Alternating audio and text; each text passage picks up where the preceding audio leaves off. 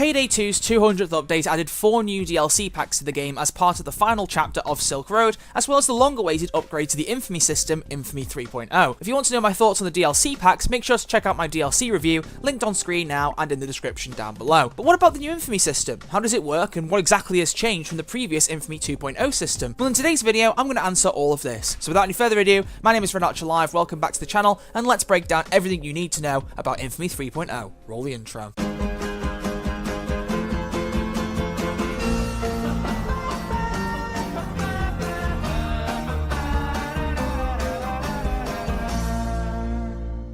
The Infamy system has been a part of Payday 2 for nearly as long as the game has existed. Infamy allows you to reach max level in Payday 2 and then soft reset your progress to level 0, but allow you to keep your overall progression, weapons, masks and so on, whilst also giving you a cool mask and some neat skill tree bonuses which I'll touch on shortly. The first Infamy update allowed you to do this 5 times, maxing out at Infamy 5, level 100, but it quickly became obvious that this wasn't enough for a lot of the high level players. So not long after, Infamy 2.0 was released, which added an additional 20 levels of Infamy and took the max level up to 2500. More rewards were also available for players, either new Infamous masks or XP boosts to help you reach your next Infamy level even faster. This was organised as a grid, allowing you to have some agency over which rewards you work towards first. For instance, you might have wanted to get all the XP boost first and then go for the masks that were left over, and so on. And this system has been the same for 5.5 years.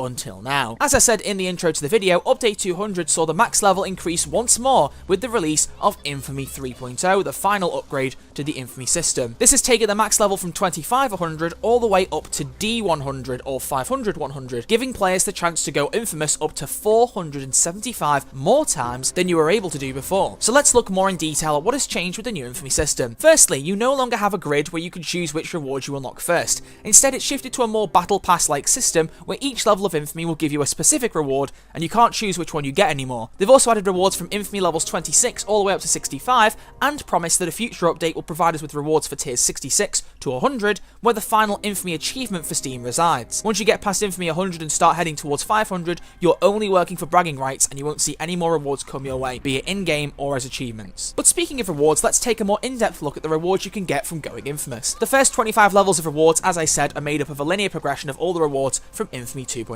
Beyond that, things begin to open up a bit more, because you won't gain any new masks when you go Infamous, but you will get something from the following list of prizes, be it 16 new weapon colours, 4 new gloves, 1 new outfit with 4 different colour variants, or 16 new join game stingers. It's not specified which prizes are unlocked in what order, but there is already a list on Steam that a user by the name of Dr. Lemon has put together to show you the progression of the rewards in the new Infamy system, so I'll leave a link to this in the description if you fancy checking out the order at which the rewards are unlocked. However, you are able to have a look at all of the Infamy rewards in-game without even unlocking them, except for the join game stingers. If you check the outfits and gloves section of your inventory, you can see the outfit and gloves available to you as Infamy 3.0 rewards. You can see all 4 colours of the outfit as well as all 4 pairs of gloves. As I said before, it's still not stated what levels these unlock at, but as I mentioned, there is a list you can check out so you can see that for yourself. Personally, I think the gloves look pretty cool, in particular the neon and molten ones, but the outfits, I'm not gonna lie, I think it lacks the flair that a lot of the new outfits have in Payday 2, and personally, I'd choose something like the casual formal over this any day. As for weapon colours, you can see all 16 as locked rewards in the same way you'd see some colours locked behind achievements or as holdout rewards. There are actually some pretty cool weapon colours here and I'm quite impressed with the ones on offer, but that covers 3 of the 4 types of rewards you can get from the new Infamy levels. Now let's talk a little bit about join game stingers. You might be asking what that actually is. Well, to explain it quite simply, it's the sound that you hear when someone else joined your game. Before Infamy 3.0 there were 2 stingers, one that played when someone who wasn't Infamous joined your game,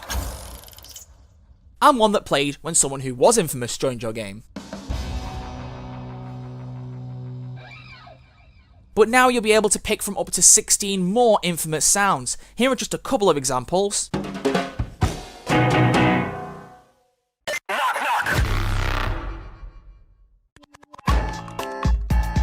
Surprise, motherfuckers. And once again, I'll leave a link in the description to the video from Hox Delicious, which plays all 16 stingers if you fancy having a listen to all of the noises you can work towards. Oh, and it's also worth noting that while we're on the topic of sounds, Salmon Vicklin does not sing the Infamous ranks to you anymore for any of the levels. There's a new sound in the game to replace that. I know it's not what a lot of you were hoping for, and you're all kind of hoping that he would sing all the way up to level 500, but to be fair, he doesn't work at Overkill anymore, so it was a long shot to expect him to come back and do that anyway. Something else that they changed in the game which was very welcome was the skill tree tier cost reduction. restrictions. And if that makes no sense to you, let me explain quite simply. In the old system, the 4 rewards surrounding the first Infamy reward would give you a special bonus for use in the skill system, and this bonus would allow you to reduce how many skill points you needed to spend in a subtree in order to unlock the skill at the top. For instance, let's break it down in a simple example. Let's say you're making a loud build and you want to get the Inspire skill, as you always should. At base, without Infamy, it will cost you 18 skill points in that subtree to unlock Inspire to be available for purchase. But once you get the corresponding reduction from the Infamy grid, the cost is reduced by 10% to 16, so you only need 16 points to be spent in that subtree before Inspire unlocks. In Infamy 2.0, you had to go Infamous several times to get this bonus to apply to every single skill tree, but now in this new system, you get all of the reductions in all 5 trees at the very first level of Infamy, which allows you to build the best skill sets you possibly can much earlier in the game, which is a feature that benefits a lot of heisters who just don't want to go Infamous 5 times over or don't have the time to. It certainly makes making builds a lot easier in the current Payday meta, but speaking of making builds, let's move on to another change in the system, and actually the penultimate change that Infamy 3.0 has brought to the game. When you go Infamous, your skill trees will no longer reset, for the most part. As explained by a post you can see on screen now by Tobias from the Overkill team, but I'm going to paraphrase for you, going Infamous will only reset your first skill tree,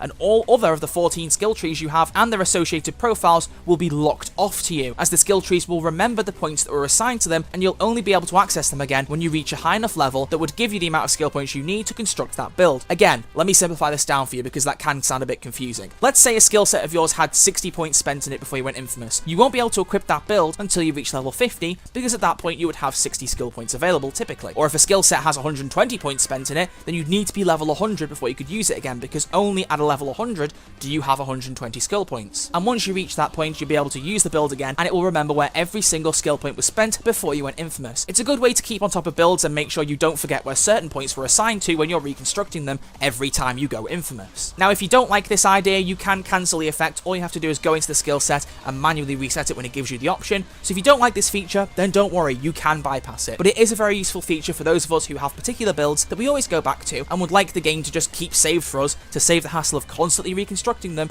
every time we go Infamous. Not to mention, as the post says, the first skill set will always reset, so you can make a temporary build in there while you work up to get the skill points you need to unlock your other builds from before going Infamous. Finally, let's move on to what I personally believe is the best quality of life change for this Infamy system, which is concerning some changes that have been made regarding the use of Crime Spree for going Infamous that honestly are very welcome and long overdue. First off, you can no longer make use of the Crime Spree catch-up bonus when you aren't level 100, regardless of your Infamy level. And for those of you who have no idea what I'm talking about, the Crime Spree catch-up bonus will be applied when you joined a Crime Spree lobby of a level higher than your own in order to try and catch you up to the host of the lobby. The clue's in the title, isn't it? So for instance, let's say you're at Crime Spree level 0 and you join a lobby that's Crime Spree level 10,000. The heist that's being played is the Search, which will give you 15 Crime Spree rank if you complete it. The host of the lobby will gain 15 rank at the end of the heist, taking the lobby level up to 10,015. You, however, will gain 15 Crime Spree rank as the host does, but you'll also get some extra Crime Spree rank to try and bring you closer to the host's rank as fast as possible. So if you keep playing heists in that lobby, you'll keep getting catch-up bonuses until you get towards the level of the host. This system has been abused by a lot of players as a very easy way to level up, because you see, when you receive that catch-up bonus, you'd also receive all of the rewards that accompanied it, be it thousands of Continental coins, billions of dollars, and most importantly for this case,